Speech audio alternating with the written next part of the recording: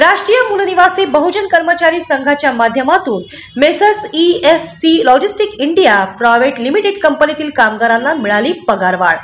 उरण राष्ट्रीय मूलनिवासी बहुजन कर्मचारी संघाच्या वतीने messrs EFC logistic India private limited मुक्काम वैश्वी तालुका उरण या कंपनीमधील रिफर डिव्हिजन कामगारांचा ₹5,700 वेतनवाढीचा करार संपन्न झाला।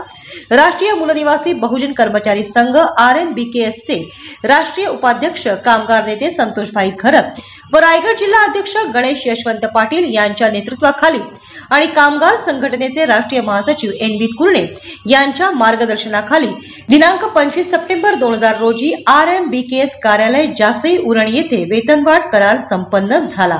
या प्रसंगी मेसर्स EFC लॉजिस्टिक प्रायव्हेट लिमिटेडचे व्यवस्थापक हेमंत राणे, कमर्शियल हेड शंकर पिल्लाई व कामगार प्रतिनिधी मनोहर नाईक, के जानकी रामन हे उपस्थित होते।